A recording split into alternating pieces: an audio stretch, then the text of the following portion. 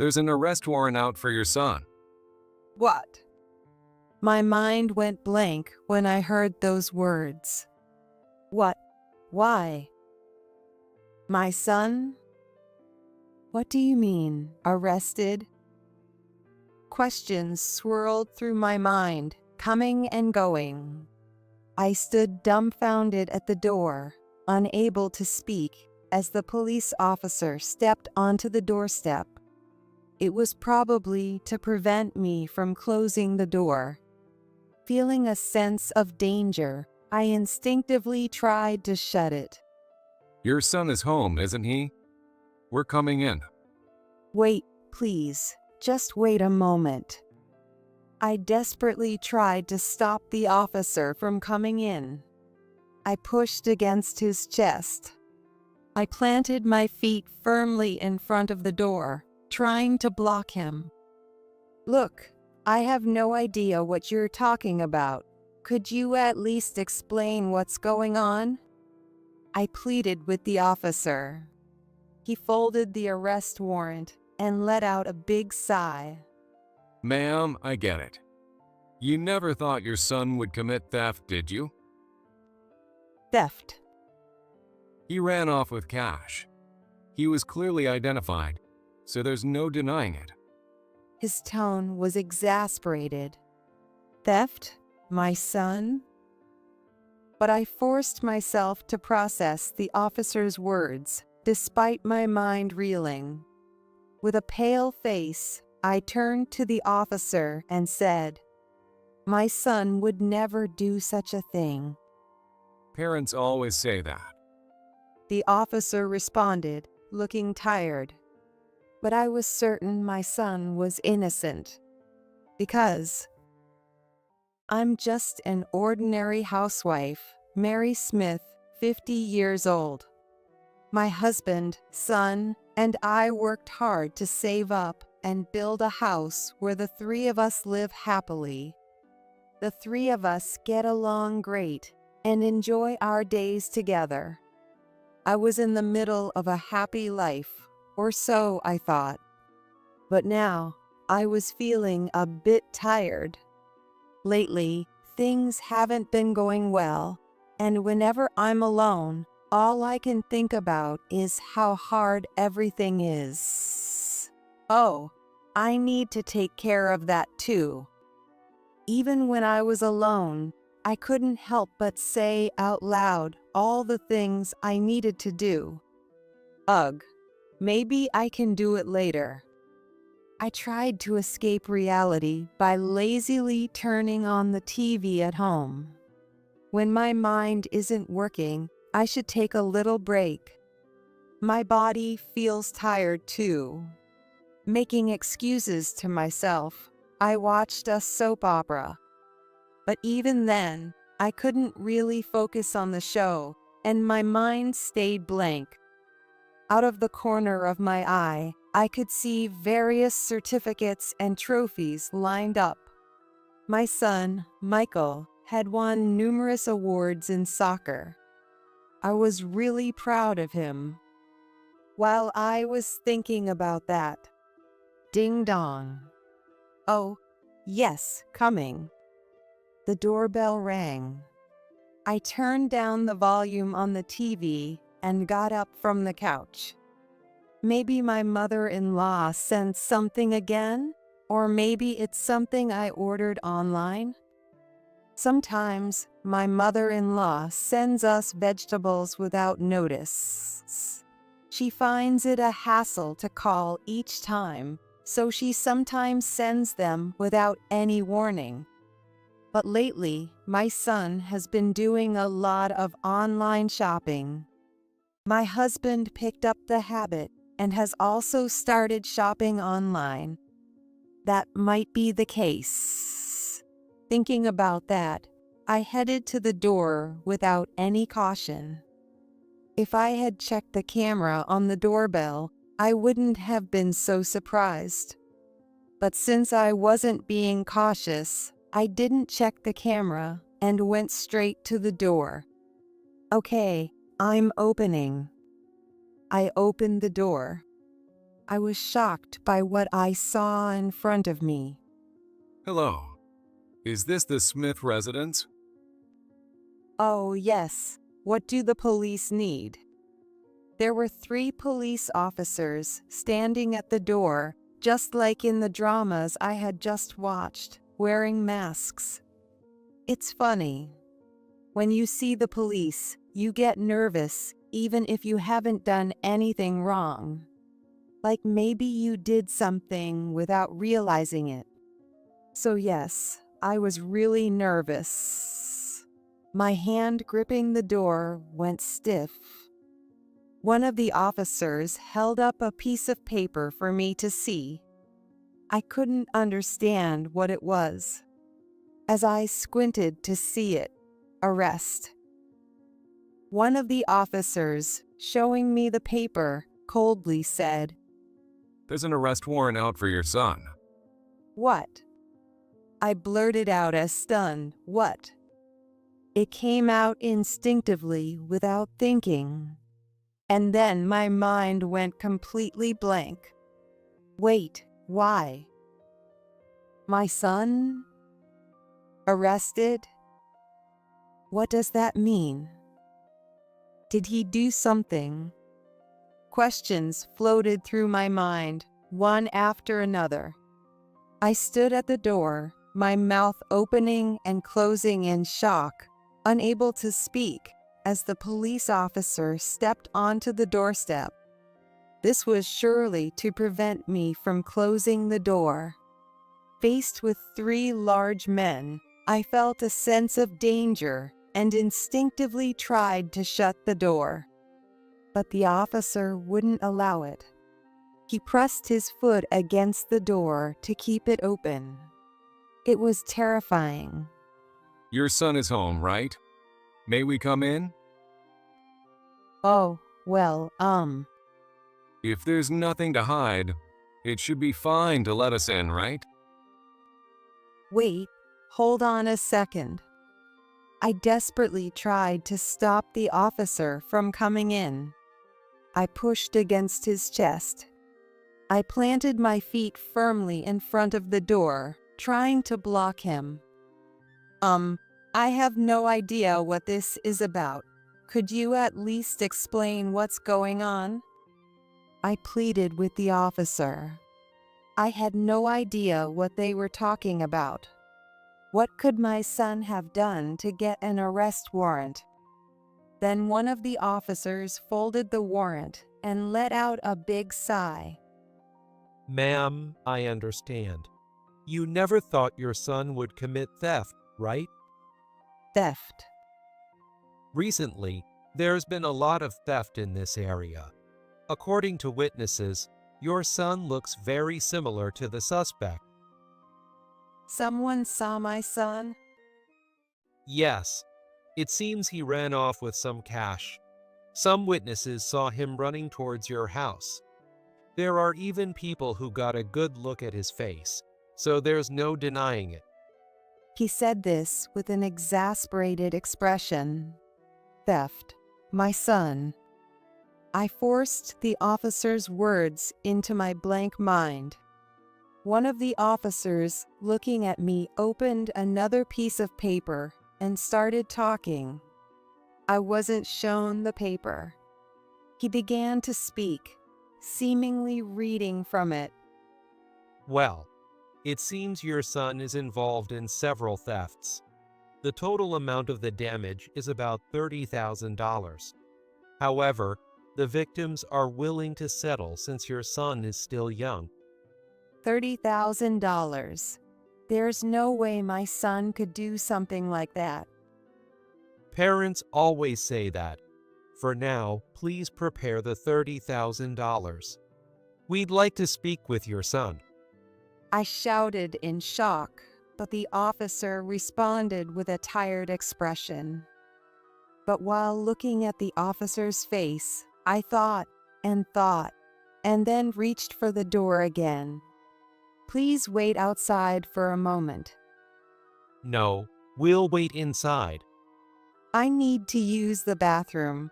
Surely you wouldn't be so unreasonable as to enter the house and search while the homeowner is in the bathroom, right? Or can't you wait 5 minutes for me to use the bathroom? I said whatever came to mind. I needed a moment to calm down. Most importantly, the large male officers were terrifying, and I wanted to close the door. Please, just let me use the bathroom quickly. I promise I'll listen to everything you have to say. Ma'am. I just can't. It's urgent. What? The officer hesitated for a moment at my words. Seizing the chance, I slammed the door shut. There was a loud bang. It was probably the sound of an officer's foot hitting the door. But I ignored it, shut the front door, and quickly locked it. As soon as I heard the lock click, my mind was flooded with various thoughts. Relief, fear, and numerous questions. Bang, bang, bang. Whoa! Open up, ma'am. The officers pounded on the door. Worried about disturbing the neighbors, I slowly backed away from the door. I'll be right back. Just going to the bathroom. I hurried to the bathroom. I didn't really need to go, but it seemed like the right thing to do. Calm down, calm down. I muttered to myself, desperately trying to stay composed. As I talked to myself, my mind began to clear up bit by bit. I actually went into the bathroom and sat down. My hand, holding the toilet paper, was shaking. There was no way Michael could be involved in a crime. It had to be a case of mistaken identity. I decided to face the officers with a firm attitude. After all, we had nothing to hide. After about 5 minutes, I returned to the front door. Phew. Taking a deep breath, I unlocked the door. I faced the 3 officers again. Ma'am. One of the officers yelled at me. Despite my efforts to remain calm, I spoke to myself internally, trying to stay composed. You didn't let your son escape during that time, did you? Anyway, let us in to search the house. He didn't escape, and, as I said before, my son didn't commit theft. He couldn't have. It doesn't matter what you say. We have eyewitness testimonies and camera footage. If you cover for your son, you'll be in trouble too. You didn't mention cameras earlier, did you? Well, if you won't admit it, we'll have to show you the evidence. First, you said he looks similar, and now you're saying it's definitely him. Your story keeps changing, doesn't it? Ma'am, I understand you don't want to believe it, but The officer kept pushing me, but his words were inconsistent and strange. He kept bringing up new information. This seems suspicious, and now that I look closely, their uniforms, they look like something out of a TV show. I stared intently at the youngest-looking officer. When he met my gaze, he quickly looked away. That made him seem even more suspicious. ma'am, enough of this. We're coming in. Hey, wait, you can't just. The largest and oldest-looking officer, frustrated with my refusal to let them in, pushed me aside and entered the house. Stop, don't come in. I tried to push back like before, but there was no way I could overpower a grown man. Ah! I fell on my backside as the officer pushed past me. As soon as I hit the ground, the 3 officers barged into the house. I quickly got up, rubbing my sore bottom. I rushed after the officers who were heading further into the house. "Hey, you can't just come in like this, and don't touch that," I shouted at the officers.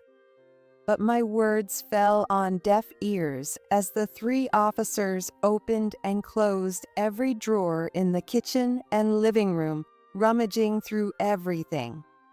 Seeing them touch and mess with everything made me feel sick. I said, "Stop, hey." One officer was opening the drawer where I kept my precious wedding ring. I rushed over and slammed the drawer shut. Bang! The loud noise echoed. "There's nothing here. You can't just invade someone's home and open all their drawers." I glared at the young officer who had averted his eyes earlier. He nodded slightly and moved to another room. Soon, the 3 officers headed toward my son's room. There was a nameplate with his name on the door. They immediately knew it was his room. They could easily tell it was my son's room. The 3 officers entered the room without any hesitation. "That's my son's room. He's sleeping right now. Don't go in," I screamed with all my might. But they didn't listen and opened the door. We need to talk to him. What? Huh? This time, it wasn't me, but the 3 officers who froze. They stopped dead in their tracks upon entering my son's room. All their eyes were fixed on the bed in the room. "Nice to meet you. I heard the conversation. I'm Michael." My son greeted the 3 officers politely from his bed. Then, spreading his hands and smiling slightly, he spoke to the officers.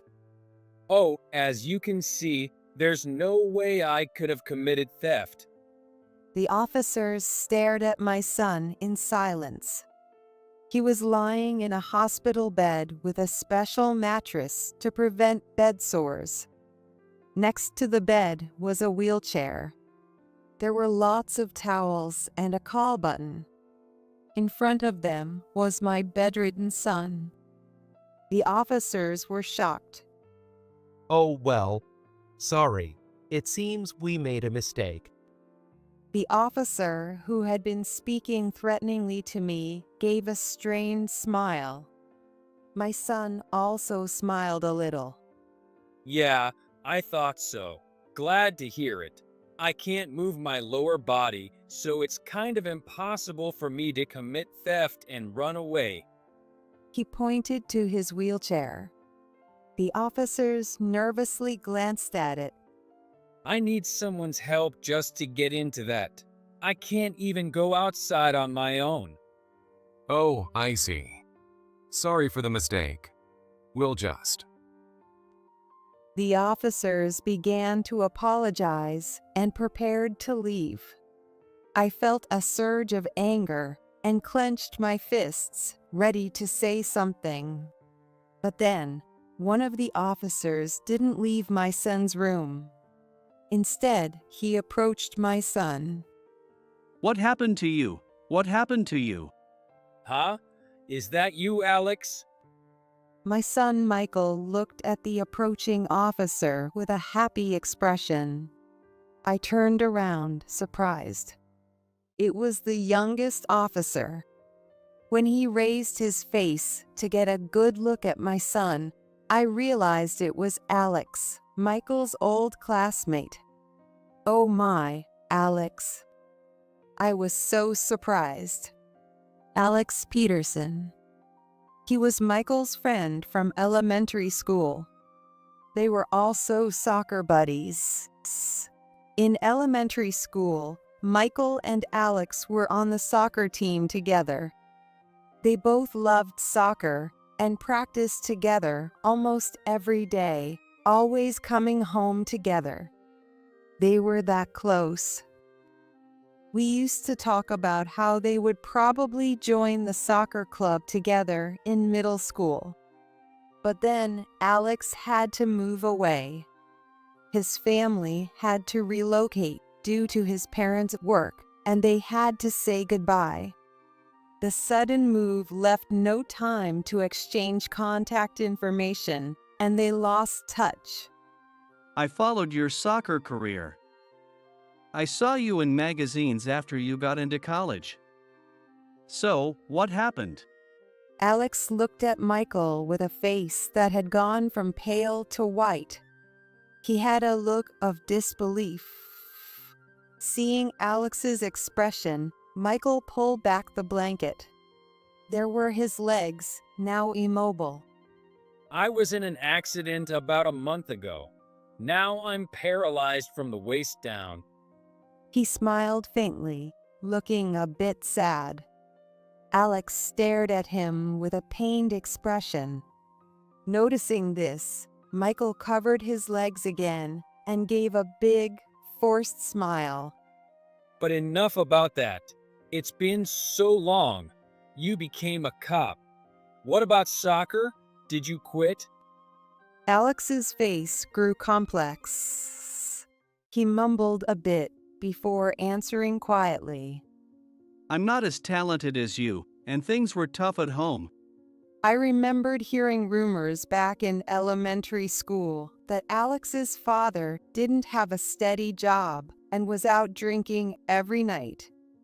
I heard they moved because debt collectors were after them. Michael, now sitting up, spoke eagerly. What are you talking about? You always worked hard. I was always jealous of you. You never gave up, and that was so cool. I was able to do my best thanks to you. That's not true. But now you're working hard as a police officer. Seeing you gives me strength. I see. I should get back to it. Hey, let's play soccer again sometime. Where do you live now? Even though I'm like this, I can still play soccer as a disabled person. Alex? Alex looked down. His face was pale. Michael leaned in to check on him. Hey, are you okay, Alex? Ugh. Hey, Alex. Tears began to drip onto the floor. Alex started crying as he looked at Michael. Hey, what's wrong? Michael tried to talk to him, but Alex was too overwhelmed to respond and was struggling to hold back his sobs. Meanwhile, the other two officers quietly slipped past me. Where are you going? I glared at the two officers. They flinched at my angry gaze. Oh, well, it was a mistake. We need to continue our investigation, so we'll be going. What? Without even an apology? Unbelievable. They touched and messed up everything. I was about to shout at them when it happened. I quit. Alex raised his head and faced the two officers. Tears were still in his eyes, but he glared at them with determination. What? You can't just quit now. You're the one who said this place was rich. You know this is wrong. I'm telling the police everything. What? You little. An argument broke out between the officers. One of them angrily marched toward Alex. Bang. Hey, stop it. I tried to stop him, but it was no use. I was too scared to move, and only my voice responded. The officer threw a punch at Alex. His face turned bright red from the hit. Alex staggered and fell to the floor, but the other officer kicked him. Ugh. Then you pay the money. Pay your dad's debt. Got it? Bang! Slam! The two big men continued to hit and kick him. I was too shocked and scared to stop them. After a while, they finally let Alex go. Even clutching his stomach, Alex looked up at them and said he would turn himself in. I'm turning myself in. I'm sorry, Michael. I'm not the person you used to know. I've always been jealous of you. I don't have any talents, a good family, but I hate myself for using that as an excuse to do terrible things. You. One of the officers raised his hand to hit Alex again when Hands up! What? everyone turned to look. I felt relieved and my legs gave way when I saw who had arrived. Back off. Now. Ma'am, are you all right? An officer, showing his badge, entered. He quickly restrained the fake officers with practiced ease. He was a real cop. I'm sorry we took so long. Are you and your son okay? Oh, yes, we're fine. Somehow. The truth was, I had called the police while I was in the bathroom. I suspected something was off with the three people claiming to be police officers. So I decided to call the police myself. Ouch. Stay still. The fake officers were being taken away. They struggled, but the real police restrained them efficiently and swiftly escorted them out of the house. They also helped Alex, who was lying on the floor in pain, to stand up and let him out. Alex complied without resistance. Alex, Michael called out. Alex stopped and looked at Michael and me. Then he bowed his head as low as he could. I'm sorry. He said, and was taken away by the police. Michael watched until Alex was out of sight. That day, we were questioned and cleaned up the house while waiting for my husband to return. Even though he was busy and worked far away, he rushed home as soon as he could. He kept apologizing for not being able to respond immediately, but I told him not to worry since everything turned out okay. A few days later, Alex was the only one of the three who confessed everything to the police. It turned out they were connected through high school. There had indeed been a series of thefts in this area, and it turned out that these thefts were their doing. They targeted wealthy homes, tricking parents into thinking their children were involved and extorting money from them. The arrest warrants were forgeries, and the police uniforms were just costumes. Most parents panicked upon hearing about theft and seeing the police uniforms, making it easy to deceive them. However, this time, their scheme was exposed, and they were caught. As for Alex, he initially worked hard to repay his father's debts. However, he was unable to pay it off due to the interest, and he was apparently tempted by this incident and decided to pay back his debt.